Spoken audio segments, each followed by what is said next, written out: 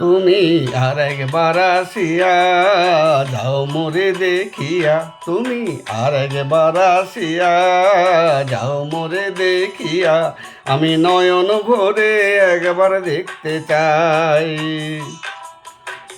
ভাবের গুলি উল্টা মারে পোড়া কপাল বুঝি নাই, আর একবার আসিয়া যাও মোরে দেখিয়া, তুমি আর একবার আসিয়া যাও মোরে দেখিয়া, আমি নয়ন ভরে একবার দেখতে চাই।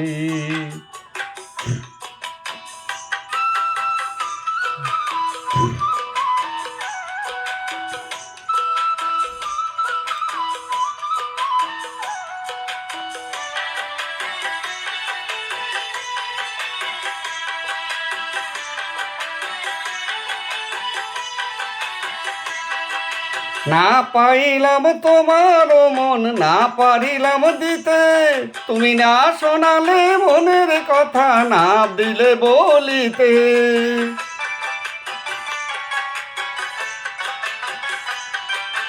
না পাইলাম তোমার মন, না পারিলাম দিতে, তুমি না শোনালে মনের কথা, না দিলে বলিতে। কত দেশ বিদেশে ঘুরে এলাম, কত মানুষ চিনে নিলাম, দেশ বিদেশে ঘুরে এলাম, কত মানুষ চিনে নিলাম, নানা রঙের মাঝে তোমার কথা ভুলি নাই, আর একবার আসিয়া যাও মোরে দেখিয়া, তুমি আর একবার আসিয়া যাও মোরে দেখিয়া।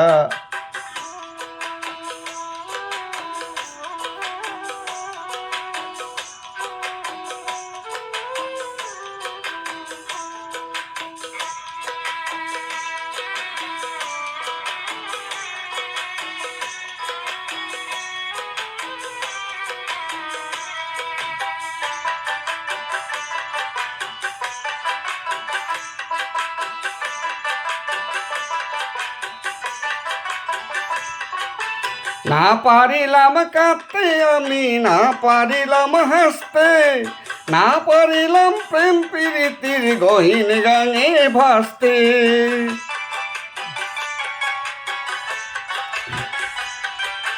না পারিলাম কাঁদতে আমি, না পারিলাম হাসতে, না পারিলাম প্রেম প্রীতির গহীন গানে ভাসতে। তবু ভালোবাসার টানে শুধু বেঁচে আছি প্রাণে, তবু ভালোবাসার টানে শুধু বেঁচে আছি প্রাণে, আশায় আশায় আছি যদি তোমার দেখা পাই, আর একবার আসিয়া যাও মোরে দেখিয়া, তুমি আর একবার আসিয়া যাও মোরে দেখিয়া, আমি নয়ন ভরে একবার দেখতে চাই।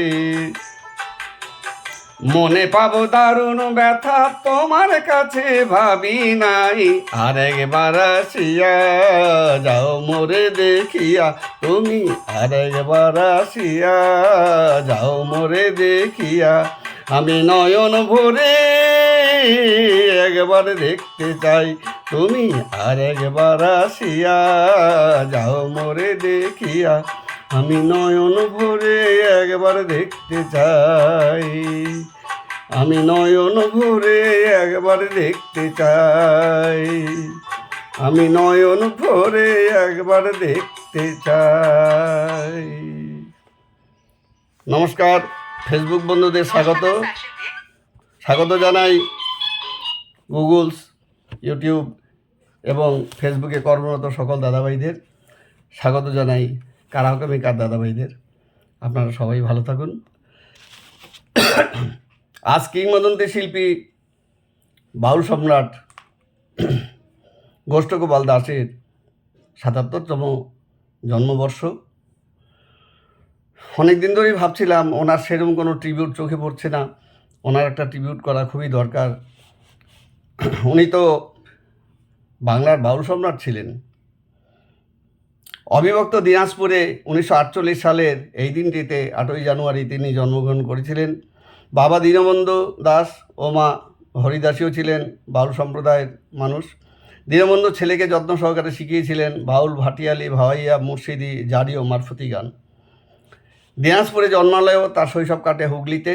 সেখানে থেকে তিনি পিতার নিকট সঙ্গীত শিক্ষা চলতে চলতেই নজর পড়েন বিখ্যাত লোকগান শিল্পী ও বাউলগুরু সুবল দাস বাউলের নজরে, যিনি 50 বারেরও বেশি বিদেশ সফর করেছিলেন।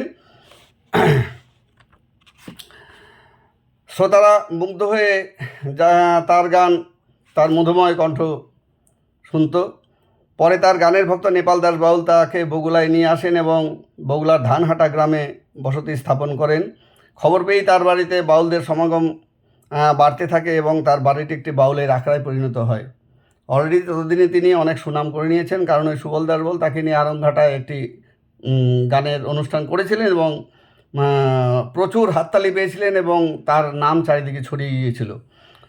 যাই হোক, ওই বগুড়া স্টেশনের কাছেই ধানহাটায় তার বাড়ি। আপনারা গিয়ে এখনও দেখে আসতে পারেন, তার বাড়িটি এখনও রয়েছে। কিশোর গোষ্ঠগোপাল যখন বন্ধুদের সাথে মাঠে মাঠে ঘুরে বেড়াতেন তার দরাজ ও সুরেলা কণ্ঠে গান গেয়ে গেয়ে, তখন মাঠে কর্মরত কৃষকরাও কাজ ভুলে গিয়ে তন্ময় হয়ে তার গান শুনত। গান গেয়েছেন বেতার ও দূরদর্শনেও। কোনো নামী কোম্পানি তার গানের রেকর্ড করেনি। ওই গাথানির মতো দু একটি বেনামি কোম্পানি তার গানের ক্যাসেট বের করে ফুলে ফেঁপে উঠেছিল, কোটি কোটি টাকা মুনাফা করেছিল তারা। গ্রাম বাংলায় তিনি ছিলেন একচ্ছত্র সম্রাট। কোনো অনুষ্ঠানে তার গানের পর নামি দামি শিল্পীরাও গান গাইতে উঠতে ভয় পেত। বহুবার বিদেশ ভ্রমণ করেছেন, বিশেষত লন্ডনে অনুষ্ঠান করে সেখানকার দর্শকদের তিনি মাতিয়ে দিয়েছেন। ইতিমধ্যে স্ত্রী গীতা দেবী তার জীবনে এসেছিল। দারিদ্র ছিল, কিন্তু তার নৃত্যসঙ্গী প্রচুর টাকা রোজগার করেছেন গান গেয়ে, কিন্তু তা ধরে রাখতে পারেননি। কারণ ওই গরিব দুঃখী ভিখারি এবং ওই তার দুস্থ বন্ধু বান্ধব বাউল সম্প্রদায়ের মানুষ, তাদেরকে সব দান করে দিতেন। খুব সামান্য টাকা নিয়েই তিনি বাড়িতে আসতেন।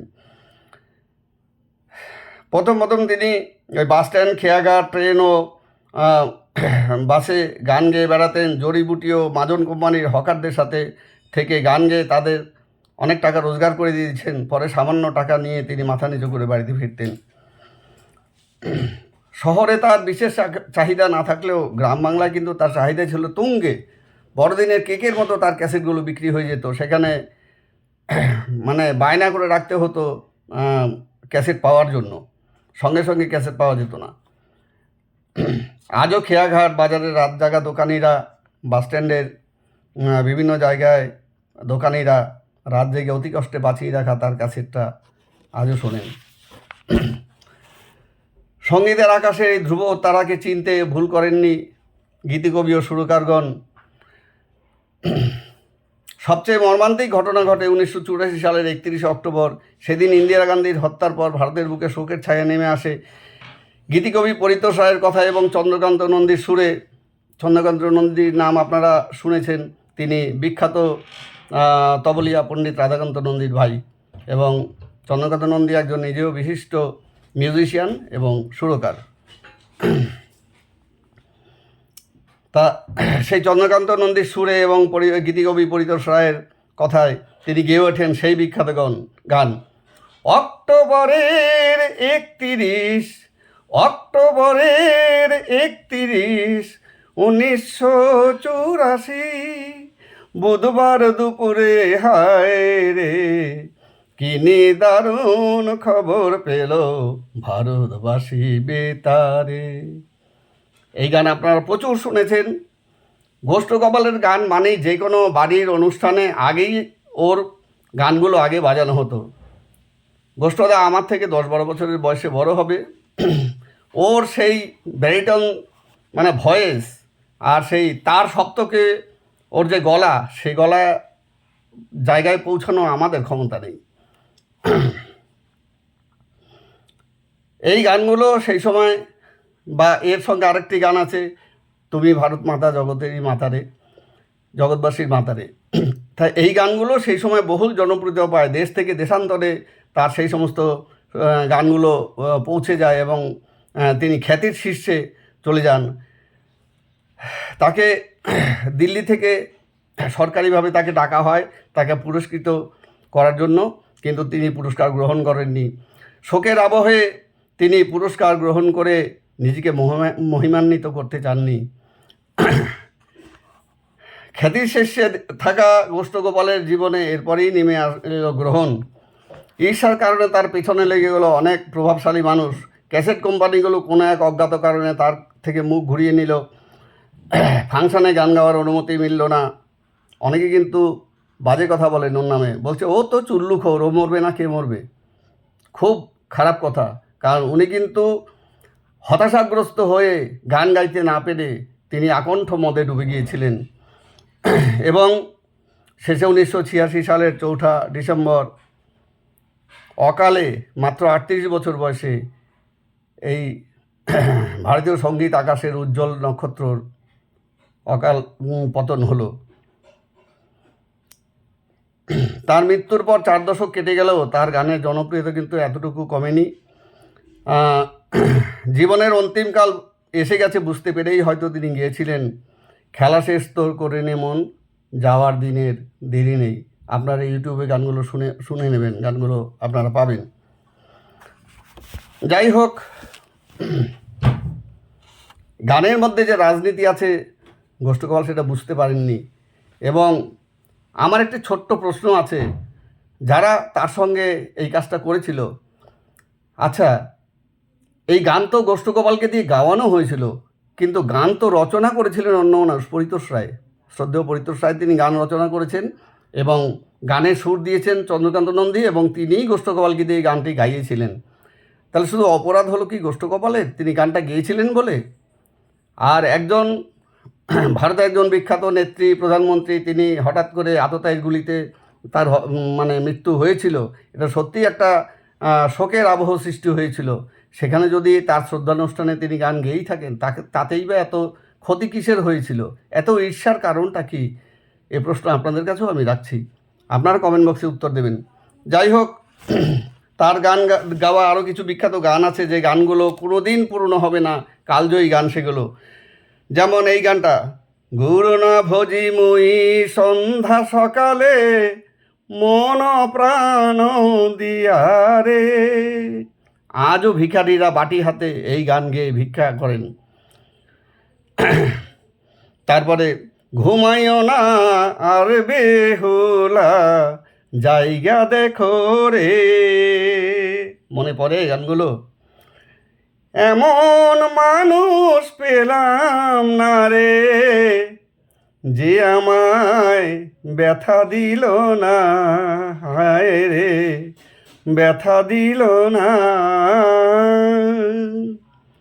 তারপরে ওরে ট্যাংরা তবু কাটানো যায়, মাগুর মাছে কেতকেতায়। ট্যাংরা তবু কাটানো যায়, মাগুর মাছে কেতকেতায়। আবার শিঙি মাছটা মারছে কাটা, ফরানো যায় জ্বলিয়া রে। কি মাছ ধরেছ বড়শি দিয়া। কোনোদিন ভুলতে পারবেন এ গান? তারপরে রয়েছে জীবন নদীর ঘূর্ণি পাকে, আর কতকাল বাইবি খেয়ামন। এই গান, আমার বাউল ঘরে জনম যেন হয় গো বারে বার, মনে দাগ কেটে যায় এসব গান।